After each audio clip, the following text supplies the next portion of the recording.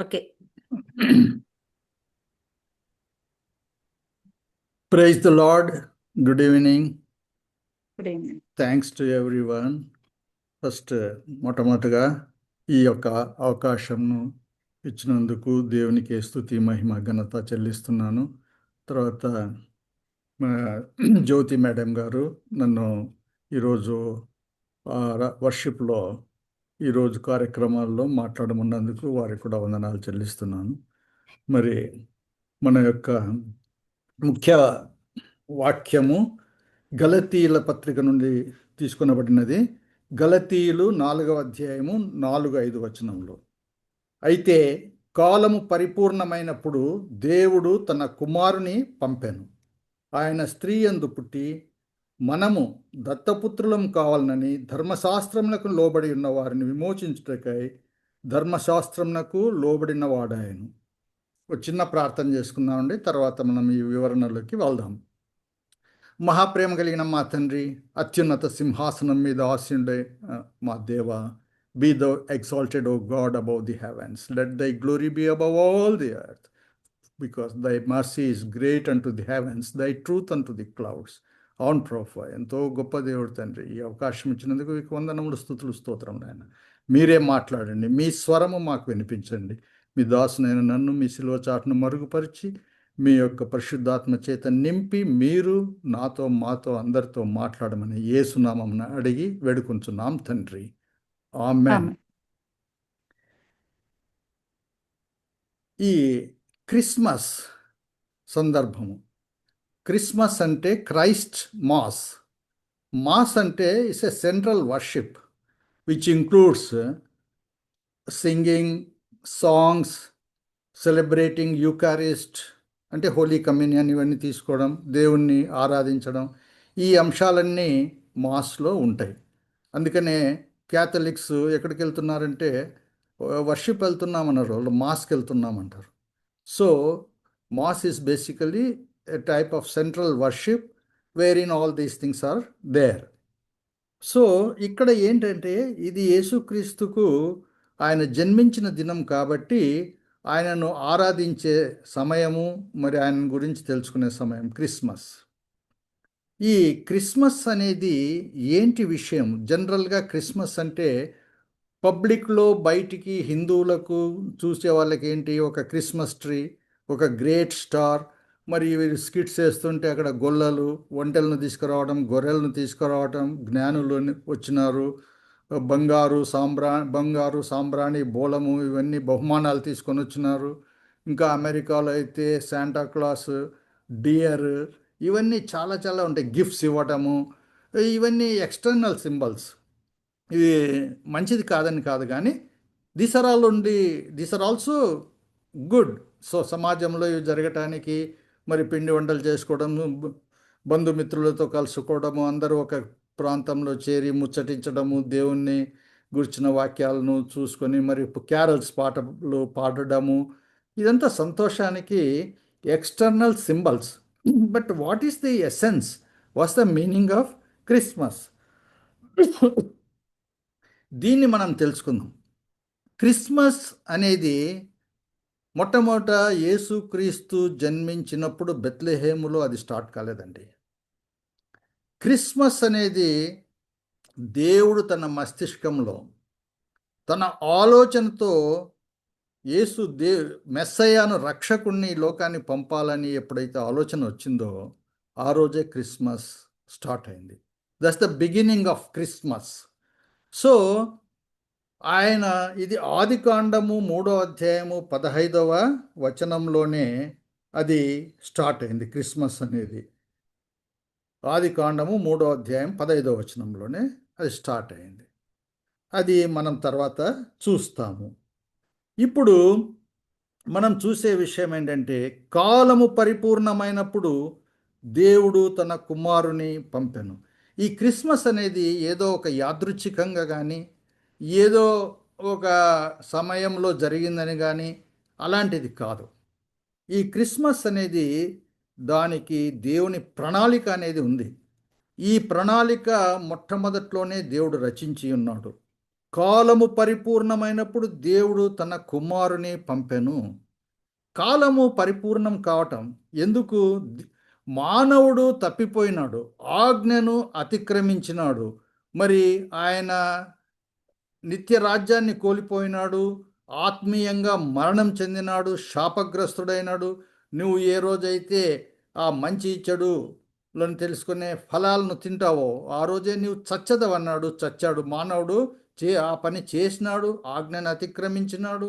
మరి ఆయన చనిపోయినాడు, ఆత్మీయంగా దేవునికి దూరమైనాడు. మరి నిత్యరాజ్యంలో దేవునితో ఉండే స్థితిని కోల్పోయినాడు. కానీ దేవుడు ఎంతో ప్రేమ కలిగిన దేవుడు కాబట్టి తిరిగి చేర్చుకోవటానికి ఆయన ప్రణాళిక రచించినాడు. మరి ఆ కార్యం చేయాలంటే మరి జనాలకు పరిస్థితులు అర్థం కావు, అది చెప్పే వాళ్ళకు తెలియదు. ఇవన్నీ కావాలంటే పరిస్థితులు కూడా అనుకూలించాలి. ఒకరికొకరి భాషలు తెలియవు. మరి బబులోన్లో అక్కడ పోయినప్పుడు ఆ టవర్ ఆఫ్ బాబెల్ కట్టేటప్పుడు వాళ్ళందరి భాషలు మారిపోయినాయి. తర్వాత రోడ్లు లేవు, అంతా నడుచుకుంటూ పోవాలి. తప్పితే గాడిదల మీద పోవాలి, ఒంటెల మీద పోవాలి. అవి ఎంత వేగంగా పోతాయి, కొన్ని మైళ్ళు నడవటానికి కొన్ని దినాలు అవుతుంది. సో ఈ విధంగా ఉన్నప్పుడు ప్రయాణాలు కష్టము, భాష మాట్లాడలేము. ఈ పరిస్థితుల్లో మరి దేవుడు వచ్చి తన కార్యాన్ని నెరవేర్స్తే ఆ సువార్త ప్రపంచానికంతా తెలియాలంటే కూడా మహా కష్టము. సో కాలము పరిపూర్ణము కావాలి. సో దేవుడి ప్రణాళికలో కాలం పరిపూర్ణమైంది. ప్యాక్స్ రొమానికా అని ప్రపంచాన్ని అనేకులు పరిపాలించినారు. మొట్టమొదట మనకు తెలిసిన హిస్టరీ ప్రకారం అయితే ఐగుప్తీలు, ఈజిప్షియన్స్ పరిపాలించినారు. వాంట్ల తర్వాత అసీరియన్స్ వచ్చినారు, బాబిలోనియన్స్ వచ్చినారు. వాళ్ళ తర్వాత మళ్ళీ గ్రీక్స్ వచ్చినారు, మళ్ళీ రోమన్స్ వచ్చినారు, తర్వాత తర్వాత చాలామంది వచ్చినారు. ఫ్రెంచ్, బ్రిటిష్, ఆటోమన్, టర్క్స్ వీళ్ళంతా వచ్చారు. సో ఈ రోమన్ కాలంలో వాళ్ళు ఒక రకమైన శాంతిని నెలకొల్పినారు. వాళ్ళు ఏం చేసేవాళ్ళు? ఎవరే కానీ ఏదే కానీ మాట్లాడకూడదు. మీరు మాకు డబ్బులు కట్టాలా, ట్యాక్సులు కట్టాలా, మీ ఇష్టం వచ్చింది దేవుణ్ణి పూజించుకోవచ్చు, మీ పూజలు చేసుకోవచ్చు, మీరు చేసుకోవచ్చు. రెండవది, మీరు ఎవరు కూడా కొట్లాడకూడదు. మీరు కొట్లాడినారంటే తీసుకుపోయి అరెస్ట్ చేస్తాము, జైల్లో వేస్తాము, మిమ్మల్ని కొరడా దెబ్బలతో కొడతాం. అందుకనే బైబిల్లో కూడా ఉంది. వాళ్ళు రోమన్ సోల్జర్స్ వస్తే మనకు ఇక్కడ గలాటాలు చేస్తున్నారంటే, ఆర్గ్యుమెంట్స్ చేస్తున్నా కూడా వాళ్ళు ఒప్పుకునే వాళ్ళు కాదు. పీస్ఫుల్గా ఉండాలి. డబ్బులు మాకు కట్టాలి, ట్యాక్సులు మేము మీకు రక్షణ ప్రొవైడ్ చేస్తాం, మీరు మాత్రం పీస్ఫుల్గా ఉండాలి. మీలో ఇద్దరు ఎవరైనా కొట్లాడితే కన్నా మేము ఒప్పుకోం. ఎందుకంటే ఇట్లా కొట్లాడే వాళ్ళు చివరికి వాళ్ళు వచ్చి వీళ్ళ మీదకి డబ్బు కట్టకుండా రోమా సామ్రాజ్యం మీదకే తిరగమలుతారని చెప్పి ఇది ఒక స్ట్రాటజీగా ఎవరు కొట్లాడకూడదు అని ఒక పీస్ అనే ప్రపంచమంతా పీస్ను వాళ్ళు ఎస్టాబ్లిష్ చేసినారు. ప్యాక్స్ రొమానికా అంటారు. ఈ సమయంలో మొట్టమొదటిది అది. రెండవది వాళ్ళు ఏం చేసినారంటే వాళ్ళు బాగా ప్రపంచాన్ని అంతా ఏలటానికి, ప్రపంచాన్ని అంతా ఆక్రమించుకోవటానికి, సైన్యాన్ని పంపటానికి, యుద్ధాలు చేయటానికి రోడ్లు వేసినారు. అనేక ప్రాంతాలకు, అనేక నగరాలకు వాళ్ళు ప్రపంచమంతా రోడ్లు వేసినారు. అందుకనే మనం ఈ సామెత వింటాం, all roads lead to Rome. అన్ని మార్గాలు రోమ్కు చేరుతాయి. అంటే రోము నుండి అన్ని ప్రాంతాలకు వాళ్ళు రోడ్లు వేసినారు. మూడవది, ఈ సమయంలోనే కాలం పరిపూర్ణమైనప్పుడు అన్న దాని విషయం గురించి మనము అర్థం చేసుకుంటున్నామంట. ప్యాక్స్ రొమానికా పీస్ని ఎస్టాబ్లిష్ చేసినారు, రోడ్లు అన్ని ప్రాంతాలకు వేశారు. మూడవది, ఆ గ్రెకో రోమన్ కల్చర్ ఒకటి డెవలప్ చేసినారు. ఆ కల్చర్ ప్రపంచమంతా డెవలప్ అయినప్పుడు ప్రజలకు అది ఆ యొక్క కల్చరు, వారి ఆచార వ్యవహారాలు, వాళ్ళ పద్ధతులు, వాళ్ళు నాగరికత, సంస్కృతి అందరిది సిమిలర్గా ఉంది కాబట్టి ఒకరితో ఒకరు ముచ్చటించుకుంటకును, ఒకరినొకరు అర్థం చేసుకుంటకును వీలు కలిగేటట్లుంది. తర్వాత అప్పటి లాంగ్వేజ్ కూడా గ్రీక్ లాంగ్వేజ్ ప్రపంచమంతా మాట్లాడుతున్నారు. సో లాంగ్వేజ్ మాట్లాడడం వలన ఏమైందంటే ఎవరైనా ఒకరికి సువార్త చెప్పినా కూడా వాడు అర్థం చేసుకుంటాడు. వాళ్ళు సంభాషిస్తే వాళ్ళ యొక్క డౌట్స్ కూడా వివరణ ఇచ్చేవాళ్ళు. So language is one language, Greek language. Culture అంతా సిమిలర్గా ఉంది, గ్రెకో రోమన్ కల్చర్ ఉంది. దాని తర్వాత ఏంది, ప్యాక్స్ రొమానికా పీస్ఫుల్గా ఉంది ప్రపంచమంతా. మధ్యమ అక్కడక్కడ చిన్న చిన్న కొట్లాటలు, చిన్న చిన్న పోరాటాలు అవన్నీ ఉంటాయి. కానీ ఓవరాల్గా బ్రాడ్ వ్యూలో చూస్తే కన్నా అక్కడంతా పీస్ఫుల్గా ఉంది. అంతేకాదు, వీళ్ళు అన్ని ప్రాంతాలకు రోడ్లు వేసినారు కాబట్టి ప్రయాణాలు ఈజీ అయింది. అపోస్తులుడైన పౌలు తన సువార్త ప్రచారం కొరకు 3 ప్రాపంచిక యాత్రలు చేసినాడు. He has made 3 missionary journeys. ఆ 3 మిషనరీ జర్నీస్ గురించి నేను కూడా ఒక థీసిస్ రాసిన అన్నమాట.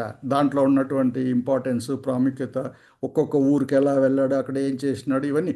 సో అవన్నీ ఎందుకు చేయడానికి వీలైందంటే అప్పుడు మార్గాలు, దారులు ఏర్పాటైనాయి.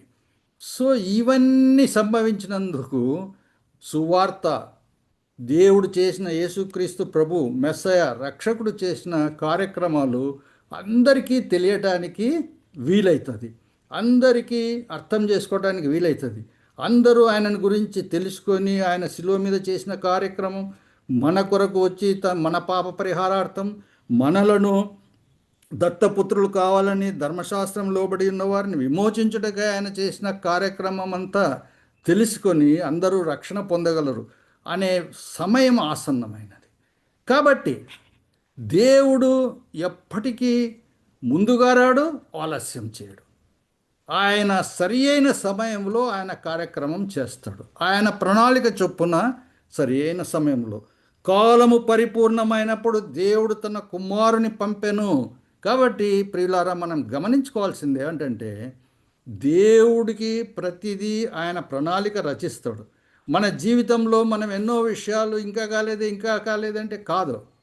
దేవునికి తెలుసు, ఆయన ముందు చేయడు, ఆలస్యం చేయడు.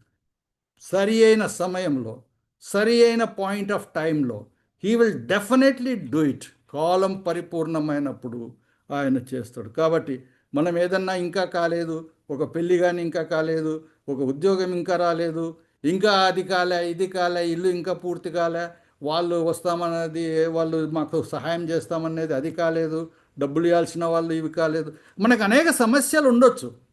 కానీ దేవునికి తెలుసు, ఆయన కాలము పరిపూర్ణమైనప్పుడు ఆయన ప్రణాళికలో right time he will do right things.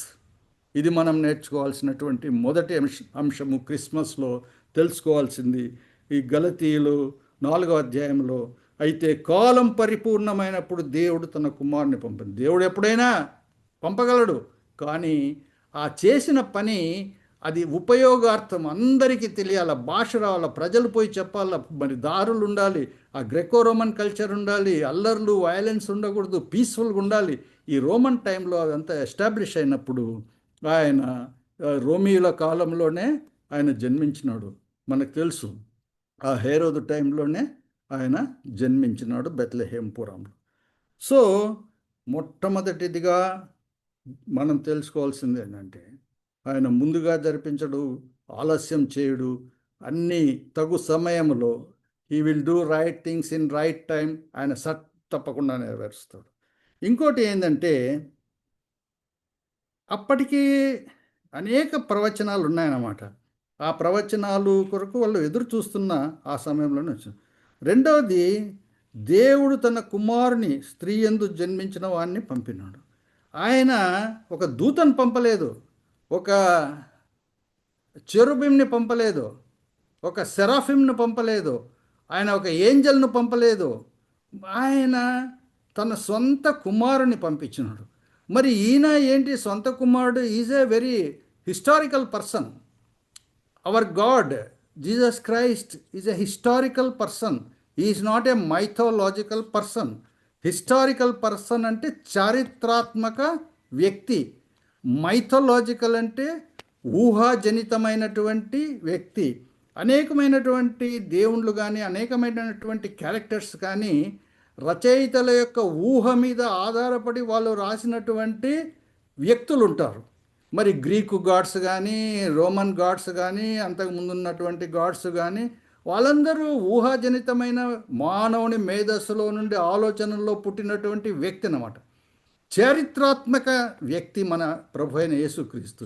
చరిత్రాత్మకమైన వ్యక్తి అంటే ఏంది? చరిత్ర అంటే ఏంటి? హిస్టరీ అనేది ఒక సైన్స్, ఒక టైప్ ఆఫ్ సైన్స్. ఆయన ఆ విషయం ఉందా లేదా అంటే, ఒకప్పుడు ఒక భవనం రాజభవనం ఉంది, ఒక రాజు ఉన్నాడు అంటే, మరి ఆ భవనం యొక్క శిథిలాలు కానీ, ఆ భవనం యొక్క ఆర్కియలాజికల్ ఎక్స్కవేషన్లో ఆ భవనపు పునాదులు కానీ, ఆ భవనపు గోడలు కానీ ఇలాంటివి కనపడాలి. మరి ఒక వ్యక్తి ఉన్నాడంటే అది అవన్నీ ఆర్కియలాజికల్ ఎక్స్కవేషన్లో తెలియాలి. లేదా న్యూమిస్మాటిక్స్ అనేది స్టడీ ఆఫ్ కాయిన్స్. మరి రాజు పలానా రాజు ఈ సంవత్సరం నుండి ఈ సంవత్సరం వరకు పరిపాలించినాడంటే ఆయన టైంలో ఆయన ముద్రించిన నాణెంలు, ఆయన యొక్క ఫోటో పెట్టి నాణ్యాలు ముద్రించి ఈ రాజు కాలంలో ఈ ప్రాంతంలో ఈ యొక్క కరెన్సీ చెల్లుబాటు అయిందని అలా తెలియాలి. ఆ నాణ్యాలు దొరకాలి. ఆ నాణ్యాలు అవన్నీ ఉన్నప్పుడు ఇది చరిత్ర జరిగింది, ఈ పలానా శతాబ్దంలో పలానా క్రీస్తు పూర్వము ఈ రాజు ఇక్కడ ఉన్నాడు, ఆయన యొక్క రాజ్యంలో చలామణి అయిన నాణ్యములు, లేదా ఎడిక్స్, తర్వాత శిలాస్తంభాలు ఉంటాయి, వాటి మీద రాసింటారు ఈ రాజు ఈ యుద్ధం చేసి ఇది గెలిచినాడు, ఆ రాజు ఇంతమందిని చంపేసినారు, ఈ రాజుకి ఇన్ని రథాలు ఉన్నాయి, గుర్రాలు ఉన్నాయని అవన్నీ రాసింటారు. అవి కొన్ని వేల సంవత్సరాల క్రితము నిర్మించినటువంటి శిలాశాసనాలు ఉంటాయి. తర్వాత వాళ్ళ టైంలో రాజుల టైంలో రాసినటువంటి క్రానికల్స్, ఆ యొక్క సభలు జరిపేటప్పుడు రాజులు వాళ్ళ దాంట్లో ఉన్నటువంటి మంత్రులు అకౌంటెంట్స్ వాళ్ళన్ని దినచర్య గజెట్, ఇప్పుడు ఎలా గవర్నమెంట్ ఇష్యూ చేస్తుందో అనేక కార్యక్రమాలు గవర్నమెంట్ ఇచ్చిన జీవోస్ అవన్నీ గజెట్లో నోటిఫికేషన్ అంటారు చూడండి, అలాంటిది గజెట్స్, అలాంటివి క్రానికల్స్ అంటారు. వాటన్నిటి దొరుకుతాయన్నమాట. హిస్టరీ జరిగిందంటే how history is understood because ఈ యొక్క archaeological excavations, numismatics, temples, edicts, తర్వాత క్రానికల్స్, బుక్స్, ఇవన్నిటిని బట్టి ఇది చరిత్రలో ఇది జరిగింది, ఇది వాస్తవము అనేది తెలుస్తుంది. మరి మన యేసుక్రీస్తు ఇది చారిత్రాత్మక పురుషుడు. ఆయన క్రీస్తు పూర్వము, ఇది క్రీస్తు శకము ఆయన జన్మించినాడు. దాదాపు ఇప్పుడు 2025 సంవత్సరాల క్రితం ఆయన ఈ లోకానికి వచ్చినాడు. ఆయన ఉన్నాడని, ఆయన బోధించినాడని, చనిపోయినాడని, పాతిపెట్టబడినాడని, తిరిగి లేచినాడని ఆయన చరిత్ర చెప్తుంది. మరి లీ స్ట్రోబెల్ అని ది కేస్ ఫర్ క్రైస్ట్ అని చాలా చక్కగా రాసినాడు, అమెరికన్ ఆథర్. ఆయన చెప్పినాడు, ఆయన శిష్యులు ఆయన ఉన్న సమయంలోనే మొదటి శతాబ్దంలోనే పత్రికలు వ్రాయబడినాయి. ఈ అపోస్తుడైన పౌలు రాసిన పత్రికలు, ఈ సువార్తలు కూడా మొదటి శతాబ్దంలో, రెండవ శతాబ్దంలో రాయబడినాయి. ఇవన్నీ అప్పట్లోనే రాయబడినాయి. ఆయన సమయంలో బ్రతికున్న మనుషుల టైంలోనే ఇవన్నీ చదివినారు. ఇదేదో కొన్ని వేల సంవత్సరాల పూర్వం రాసింది కాదు, అనేక ఆధారాలు ఉన్నాయి. కాబట్టి ఆయన చరిత్రాత్మక పురుషుడు. ఆయన నిజంగా వచ్చినాడు. మరి ఎట్లా వచ్చినాడు? దేవుడు లోకంను ఎంతో ప్రేమించను కాగా ఆయన తన అద్వితీయ కుమారుని యందు విశ్వాసం ఉంచువాడు నశింపక నిత్య జీవముండునట్లు ఆయనను అనుగ్రహించను. యోహాను సువార్త 3:16లో చెప్పిన విషయం ఏంటంటే, దేవుడు లోకాన్ని ప్రేమించినందుకు తన స్వంత కుమారుణ్ణి ఈ లోకానికి పంపించినాడు. ఆయన చరిత్రాత్మక పురుషుడు. Is not a mythological god. ఊహాజనితమై మరి రచయితలు, ఆథర్స్, మరి ఈ బుక్స్, నావలిస్ట్ రాసే దాంట్లో ఉన్నటువంటి క్యారెక్టర్ కాదు. Is a real person who came, who lived. ఎందుకు మరి దేవుడు ప్రేమించినాడు? ఆయన వచ్చింది ఎక్కడ? ఆయనకు స్థలం కూడా ఎవరు ఇవ్వలేదు. మన కొరకు వచ్చినాడు.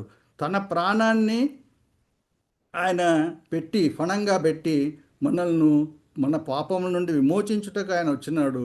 ఆయన ఒక మ్యాంజర్లో ఉన్నాడు, పశువుల పాకలో ఉన్నాడు. ఆయనకి ఎవరు స్థానం ఇవ్వలేదు. ఆయన వచ్చింది మన కొరకు వస్తే మరి మనము ఆయనను మన హృదయాల్లోకి ఆయనను తీసుకొని ఆహ్వానించాలి. ఇది క్రిస్మస్లో మనం చేయాల్సిన పని. ఆయన పశువుల పాకలో మరి దివి నుండి భువికి ఎగినాడు, పరలోకం నుండి భూలోకంలోకి వచ్చినాడు.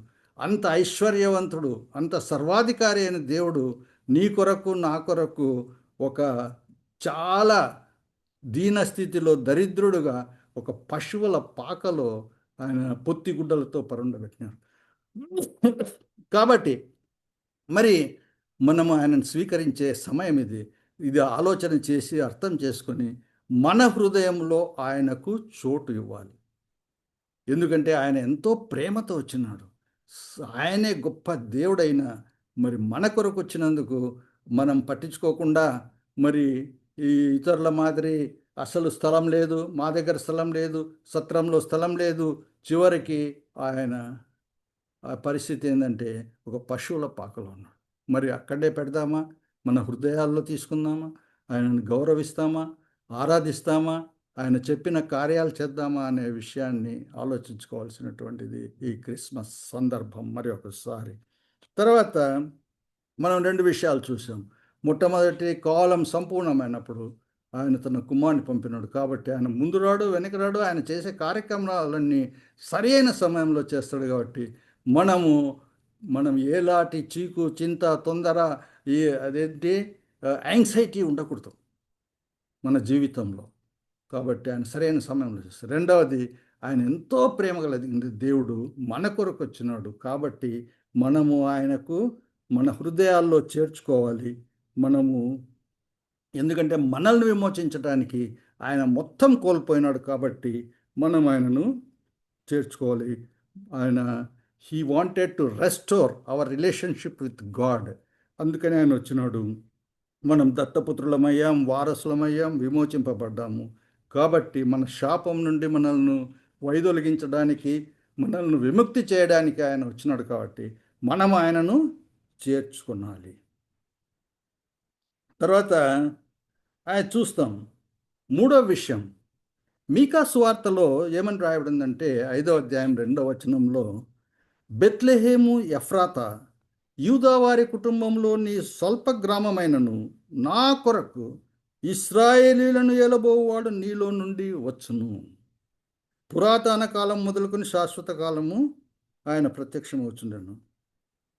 తర్వాత యోహాను సువార్త 7:42లో కూడా ఉంది, క్రీస్తు దావీదు సంతానంలో పుట్టి దావీదు ఉండిన బెత్లెహేమును గ్రామంలో నుండి వచ్చునని లేఖనము చెప్పుటలేదా అనేరి. సో క్రీస్తు ఇక్కడ బెత్లెహేము, మీకా, మరి క్రీస్తు పూర్వం పుట్టకముందే 700 సంవత్సరాల ముందే ఆయన చెప్పినాడు. బెత్లెహేము ఎఫ్రాతా, బెత్లెహేము అంటే హౌస్ ఆఫ్ బ్రెడ్, ఎఫ్రాతా అంటే ఫ్రూట్ఫుల్. బెత్లెహేము ఎఫ్రాతా ఎందుకంటున్నారు? చాలా బెత్లెహేమ్స్ ఉన్నాయి. ఇప్పుడు కొత్తపల్లి డోన్ దగ్గర ఉండేది ఒకటి, కొత్తపల్లి మహబూబ్ నగర్ దగ్గర ఉండేది ఒకటి, అట్లా ఏ ప్రాంతం అని. ఇది ఎఫ్రాతా దగ్గర ఉన్నటువంటి బెత్లెహేంలో ఈయన పుట్టినాడు. ఈ యొక్క బెత్లెహేము ఎఫ్రాతా, నీవు యూదావారి కుటుంబంలో నీవు స్వల్ప గ్రామమైన నా కొరకు ఇశ్రాయేలీలు నిలబోవాడు నీలో నుండి వచ్చును. ఇది యూదయ గ్రామం. ఈ యొక్క దావీదు సొలొమోను తర్వాత ఇశ్రాయేలు రాజ్యము రెండుగా విభజింపబడింది, ఇశ్రాయేలుగా, యూదాయగా. ఇశ్రాయేలులో 10 గోత్రములు, యూదాలో 2 గోత్రాలు ఉంటాయి. నార్థన్ కింగ్డమ్ వచ్చి ఇశ్రాయేల్. సరే, ఈ ఇశ్రాయేలు ఈయన యూదా ప్రాంతంలో ఉన్నటువంటి బెత్లెహేము, ఇది జెరూసలేంకు దగ్గరలో ఉంటుంది. అక్కడ ఆయన జన్మించినాడు. మరి వీళ్ళు ఈ యొక్క మేరీ, మరియా మరియు జోసఫ్ వాళ్ళు ఎక్కడున్నారంటే నాజరేత్లో ఉన్నారు. మరి ఇక్కడ ప్రవచనం ఏమని ఉంది? బెత్లెహేము ఎఫ్రాతా, యూదా వారి కుటుంబంలో నీవు స్వల్ప గ్రామమైన నా కొరకు ఇశ్రాయేలీలో నువ్వు ఏలబోవాడు నీలో నుండి వచ్చును అన్నాడు. కాబట్టి వీళ్ళేమో మేరీ గర్భవతి అయి నజరేతు ప్రాంతంలో అక్కడ ఉంది, జోసెఫ్ అక్కడ ఉన్నాడు, మరి బెత్లెహేములో పుట్టాలని ఉంది. ఎట్లా ఇది ప్రవచనం నెరవేరాలంటే దేవుడు తన ప్రణాళిక మళ్ళీ రచించినాడు. అప్పుడు లూకా సువార్త 2వ అధ్యాయంలో ఏమని రాయబడింది? ఆ దినములలో ప్రజాసంఖ్య వ్రాయవలనని కైసర్ ఔగుస్తు వలన ఆజ్ఞ ఆయను. So the Caesar Augustus, who was the emperor in Rome, he issued a decree. ఆయన ఒక డిక్రీ ఇచ్చినాడు. ఏమని? సర్వలోకమునకు సెన్సస్ తీయండి అన్నాడు. ఆ సెన్సస్ తీయాలంటే ఒక కండిషన్ చెప్పినాడు, మీ యొక్క గ్రామాలకు, మీ పితరుల గ్రామాలకు మీరు వెళ్ళాలి, మీరు చెదిరిపోయినా వెళ్ళాలి. ఎట్లా? ఇప్పుడు హైదరాబాద్లో ఉండే వాళ్ళంతా ఓట్లు వచ్చినాయంటే కన్నా వాళ్ళ ఊర్లలో పోయి ఓట్లు వేస్తారు. కాబట్టి ఇక్కడ ఏమైంది? ఈ కైసర్ ఔగుస్తు ఆజ్ఞ ఇచ్చినాడు, సర్వలోకమునకు ప్రజాసంఖ్య వ్రాయవలనని. అంతవరకు ఏ ప్రజాసంఖ్య సెన్సస్ అనేది ఇష్యూనే ఐడియా కూడా లేదు. God orchestrates the minds of even emperors. So వీళ్ళేంటి, వీళ్ళు దావీదు వంశం చెందినవారు కాబట్టి ఈ యోసేపు వీళ్ళు బెత్లెహేమునకు వెళ్ళాల్సిన అవసరమైంది. వాళ్ళ స్వగ్రామానికి వారు మరి అక్కడికి గాడిద మీద ఆమెను మరియను కూర్చోబెట్టుకొని ఆయన తీసుకొని పోయి అక్కడ ఆమె ఆ, ఒక పశువుల వాళ్ళకు ఎక్కడ కూడా స్థలం దొరకదు. వాళ్ళకేమి వాళ్ళ ఇండ్లు కూడా లేదు. సత్రంలో పోయి అడిగినా కూడా ఖాళీ లేదు. పశువుల పాకలో అక్కడ ఆమె జన్మనిచ్చింది, పశువుల పాకలో పెట్టినాడు. So God orchestrates the minds of people. He will perform acts in order to fulfil the prophecies. దేవుడు తన యొక్క వాగ్దానాలను నెరవేర్చే దేవుడు. మనం తెలుసుకోవాల్సిందేమంటే ఆయన వాగ్దానం ఇచ్చినాడంటే మన జీవితంలో ఆయన నెరవేరుస్తాడు. ఆయన బైబిల్లో అనేక వాగ్దానాలను నెరవేర్చినాడు. మన జీవితాల్లో కూడా ఆయన నెరవేరుస్తాడు. మరి ఎట్లా వాగ్దానాన్ని మనం చేపట్టాలా? మనం బైబిల్ చదవటం ద్వారా దేవుడు మనతో మాట్లాడతాడు. ఆది యందు వాక్యం ఉండెను, వాక్యం దేవుడే ఉండెను, ఆ వాక్యము దేవుని యొద్ద ఉండెను అని మనం చదివినాం కదా. ఆది యందు వాక్యం ఉండెను, వాక్యం దేవుని యొద్ద ఉండెను, ఆ వాక్యమే దేవుడే ఉన్నాడు. సో వాక్యము మనం చదువుతుంటే ఆ వాక్యము, the word will speak to us. ఆ వాక్యమే మనతో మాట్లాడుతుంది. అంటే ఆ దేవుడు మనతో మాట్లాడతాడు. అట్టి వాగ్దానాలు, ప్రామిసెస్, మన జీవితంలో దేవుడిచ్చిన వాగ్దానాలను గట్టిగా చేపట్టుకుంటే, మనం వాటిని విశ్వసిస్తే ఆయన తప్పక నెరవేర్చే దేవుడు. ఇక్కడ చూడండి, బెత్లెహేము ఎఫ్రాత యూదా వారి కుటుంబంలోని స్వల్ప గ్రామమైనను నా కొరకు ఇశ్రాయేలులో ఎలబోవాడు నీలో నుండి వచ్చును. ఎట్లా వస్తాడు అని అందరికీ అనుమానం, ఎవరికి తెలియదు. మరి మేరీ కూడా ఆ బెత్లెహేములో ఇది డెలివరీ కావాలా అనే విషయం తెలియదు. ఆమె ఎలిజబెత్ దగ్గర పోయింది. ఎలిజబెత్ 6 నెలల గర్భవతి ఉన్నప్పుడు అక్కడ ఆమె బాప్తిస్మం ఇచ్చి యోహాను, ఎలిజబెత్ జకర్యా వాళ్ళకు కలిగి ఉన్నప్పుడు అక్కడ పోయింది. కానీ అప్పుడు ఆమె కూడా తెలియదు బెత్లెహేమ్కు పోవాలా, అక్కడ జన్మనీయాలా అనేది. ఎందుకంటే కైసర్ ఔగుస్తు వలన అది ఆజ్ఞ సడన్గా వచ్చింది. దాని ప్రకారం వాళ్ళు ఖచ్చితంగా పోవాల్సిన పని అయింది. So God orchestrates everything in the world and in the universe. కాబట్టి మనము ఖచ్చితంగా తెలుసుకోవాల్సిన విషయము, మనకు దేవుడిచ్చే ప్రామిసెస్ ఆయన నెరవేరుస్తాడు. జీవితంలో మనము ప్రామిసెస్ను పట్టుకొని విశ్వాసంతో, ధైర్యంతో మనం ముందుకు నడవాలి. మన జీవితకాలం 80 ఏండ్లైనా, 100 ఏండ్లైనా, 150 ఏండ్లైనా, ఎంతైనా కానీ మనం ఆ వాగ్దానాలను పట్టుకొని ముందుకు నడిచేది మనం నేర్చుకోవాలి. దేవుడు నమ్మతగిన దేవుడు, వాగ్దానాలను నెరవేర్చే దేవుడు. దేవుడు తప్పకుండా ఆ యొక్క వాగ్దానాలు మనకు దాని విషయం ఏమి తెలియకపోయినా ఆయన అది చేయగలిగిన సామర్థ్యం కలిగిన దేవుడు. అన్నీ మన బాసెస్ వాళ్ళు ఏం చేస్తున్నా, వాళ్ళు ఇబ్బందులు పెడుతున్నా, లేదా ఈ పక్కింటి వాళ్ళు ఇబ్బందులు పెడుతున్నా, వేరే వాళ్ళు ఇబ్బందులు పెడుతున్నా, ఇంకొకరు వలన ఏదన్నా కష్టాలున్నా, దేవుడు అవన్నీ మార్చగలిగినటువంటి సామర్థ్యం కలిగిన దేవుడు మన దేవుడు. ఆయన చేయిస్తాడు.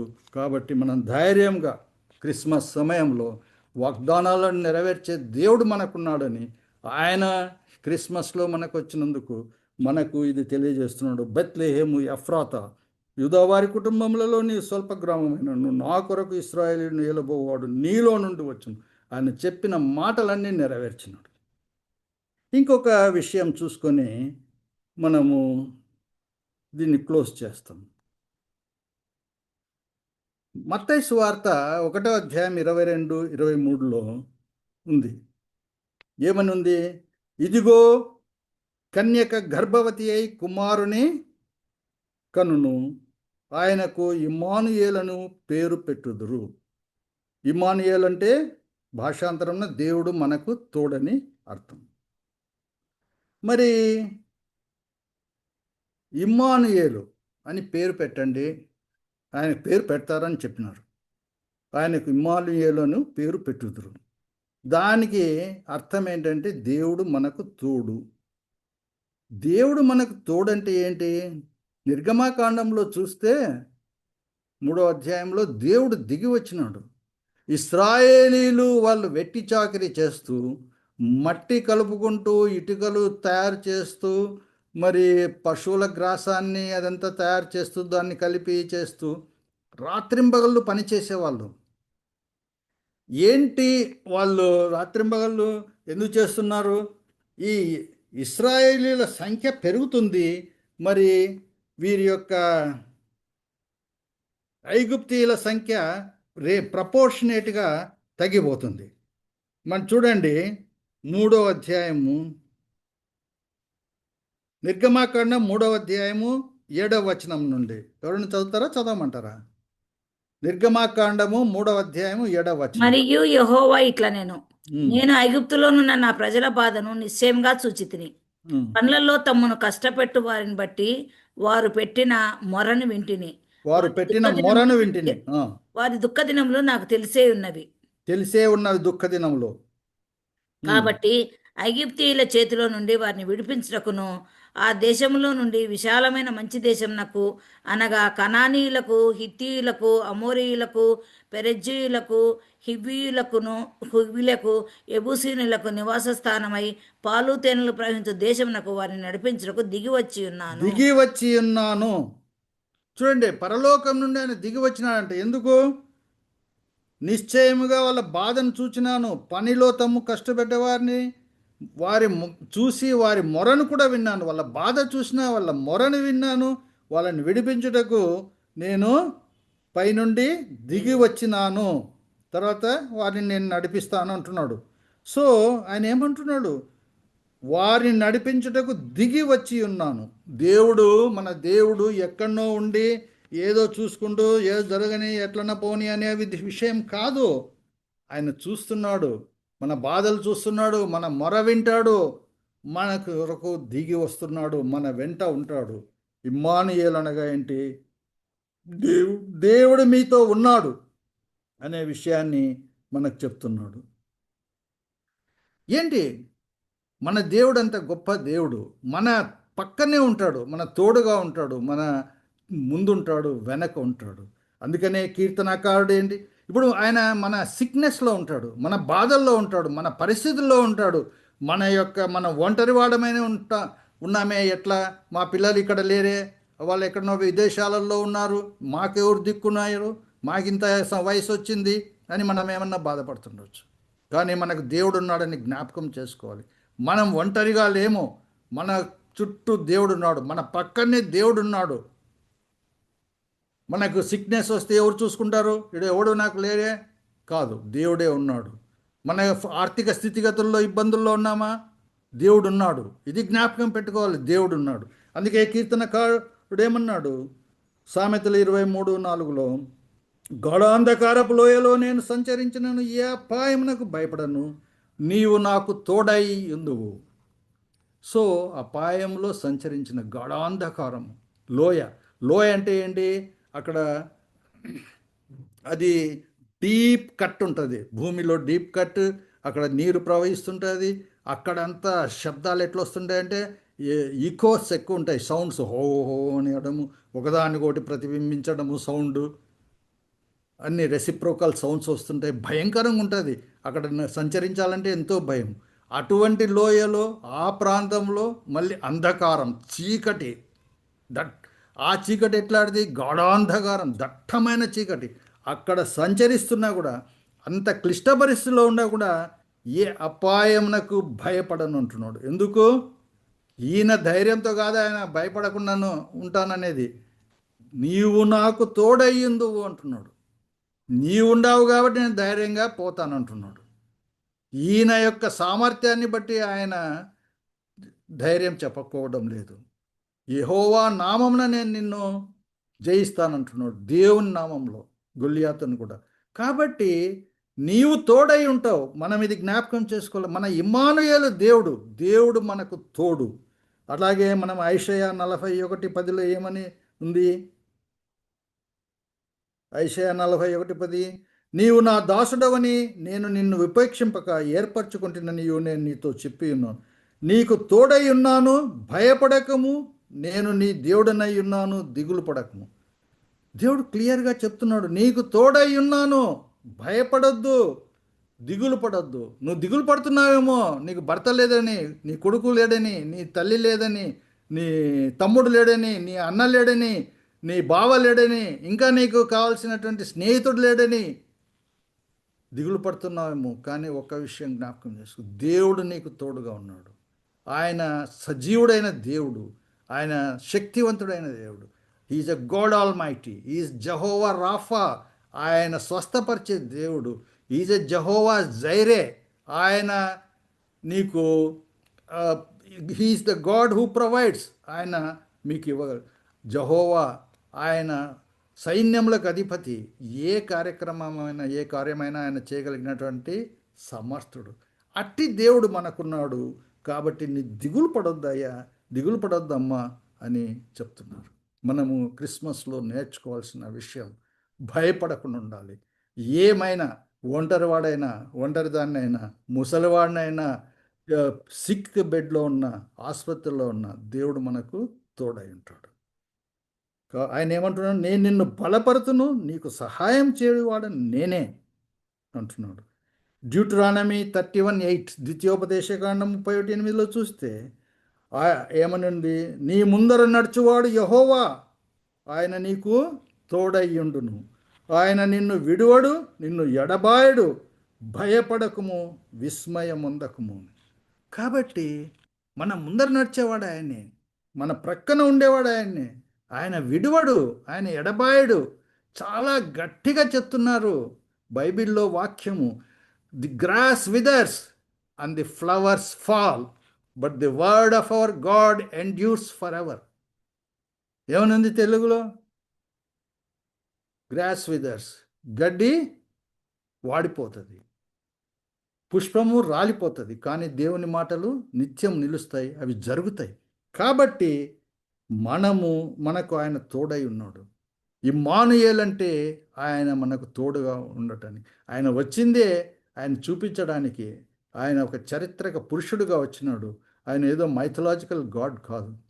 కాబట్టి he's our Immanuel God, he's God with us. కాబట్టి ప్రియులారా, ఈ యొక్క అంశాలు మనము చూసినాం. ఈ అనేక అంశాలు ఉన్నాయి, కానీ మనము ఈ కొన్ని అంశాలు మాత్రమే ఈ క్రిస్మస్లో తెలుసుకుంటున్నాం. మొట్టమొదటిది కాలం పరిపూర్ణం. కాలం పరిపూర్ణం అంటే దేవుడు ఆలస్యం చేయడు, దేవుడు ముందుకు రాడు. ఆయనకు తెలుసు తగిన సమయంలో తగిన విధంగా ఆయన తప్పకుండా ఆ కాలం పరిపూర్ణం కొరకు ఆయన పథకం అట్లాగే రచిస్తాడు. కాబట్టి ఆయన మరి కాలం పరిపూర్ణమైనప్పుడే ఈ లోకానికి వచ్చినాడు. మరి అప్పుడు ప్యాక్స్ రొమానికా ఉంది, గ్రెకో ఇది రోమన్ లాంగ్వేజ్, ఇది రోమన్ కల్చర్ బాగా ఎస్టాబ్లిష్ అయింది, రోడ్లన్నీ వేయబడినాయి. తర్వాత భాష, అందరూ గ్రీకు భాష మాట్లాడుతున్నారు. కాబట్టి సువార్త చెప్పడానికి, అందుకనే న్యూ టెస్టమెంట్ కంప్లీట్గా మొట్టమొదట రాసింది ఏంటంటే గ్రీకు భాషలో. కాబట్టి వారు గ్రీకు భాషలో ఒకరితో ఒకరు వ్యవహరించడానికి, మరి అన్ని ప్రాంతాలకు వెళ్ళటానికి, మరి శిష్యులు కూడా అన్ని ప్రాంతాలకు వెళ్ళటానికి, అప్పుడు ఆ సువార్త ఆయన చేసిన కార్యక్రమాన్ని పోయి చెప్పడానికి సువార్త చాలా ప్రబలిపోయి దేశమంతా అన్ని ప్రాంతాలకు కూడా వెళ్ళారు శిష్యులు. వారంతా పోయి చెప్పగలిగినారు. అందుకనే ఇప్పుడు ప్రపంచంలో ఎక్కువ మంది క్రైస్తవులుగా ఉంటున్నారు. అన్ని రిలీజియన్స్లో ఎక్కువ మంది ఉండేది క్రైస్తవులే. మరి అనేక దేశాలకు సువార్త ప్రకటింపబడింది, ఇంకనూ ప్రకటింపబడుతూనే ఉంది. కాబట్టి ఆయన సరైన సమయంలోనే వచ్చినాడు. రెండవది, ఆయన ఎంతో ప్రేమామయుడు. దేవుడు మన కొరకు మరి పశువుల పాకలో ఇక్కడ వచ్చి తన ప్రాణాన్ని అర్పించడానికి వచ్చి మనల్ని విమోచించడానికి వచ్చినాడు. మనల్ని ప్రేమిస్తున్నాడు. మనల్ని ఎంతో దేవునితో ఐక్యపరచాలని, దేవునితో మనం పోగొట్టుకున్న సంబంధాన్ని మళ్ళీ తిరిగి పునరుద్ధరింపజేయడానికి, మరి మనకు నిత్యరాజ్యాన్ని ఇవ్వటానికి తను పరలోకం నుండి భూలోకానికి దిగి వచ్చినాడు. అంత గొప్ప ధనవంతుడు, ఐశ్వర్యవంతుడైన దేవుడు మన కొరకు దరిద్రుడుగా జన్మించినాడు. మన కొరకు ఆయన ఒక అబ్రహాం సంతానంగా మనుషునిగా వచ్చినాడు. కాబట్టి ఆయనను మన హృదయాల్లో చేర్చుకోవాలి.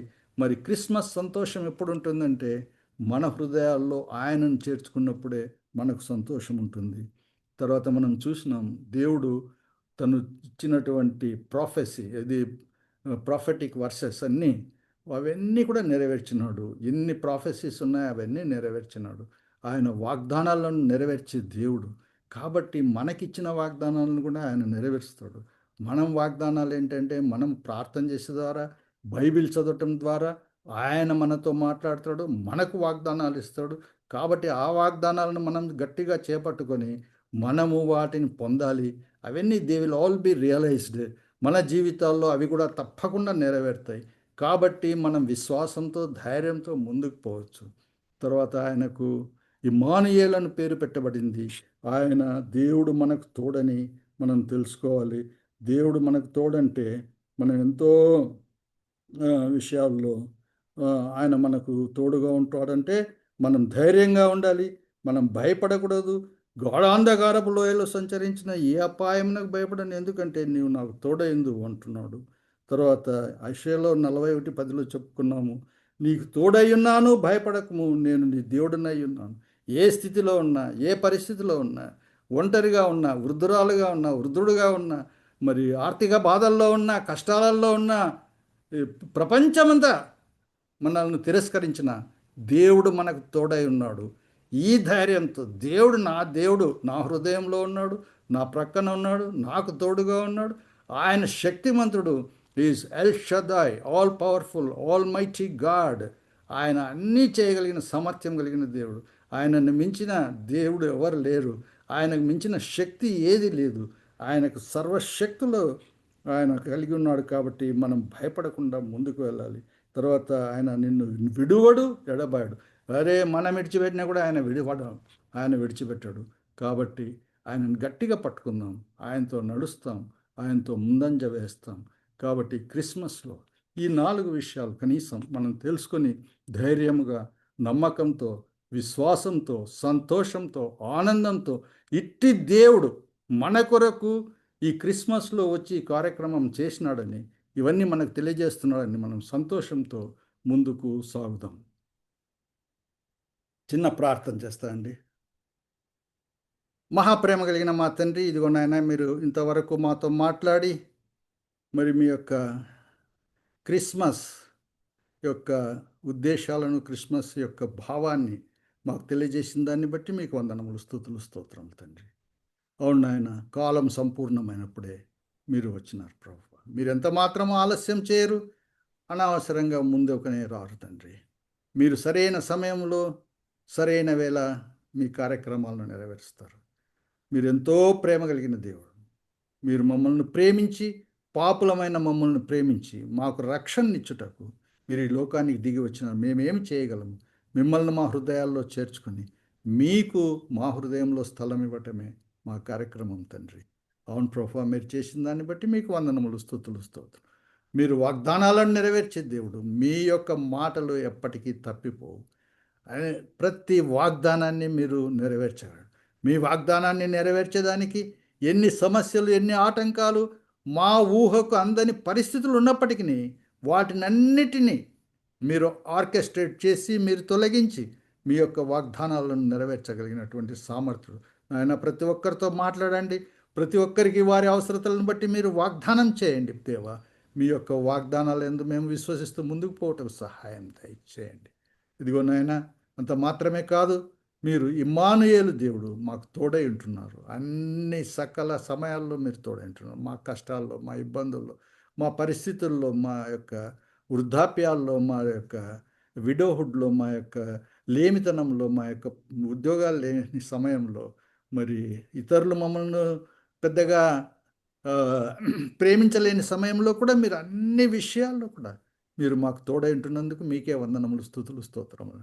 మరి ఈ క్రిస్మస్ యొక్క సంతోషం, ఆనందం మీరు మా ప్రతి ఒక్కరి హృదయాల్లో నింపి ప్రతి ఒక్క బిడ్డను దీవించి ఆశీర్వదించమని యేసు నామమున అడిగి వేడుకొంచున్నాం తండ్రి. ఆమేన్.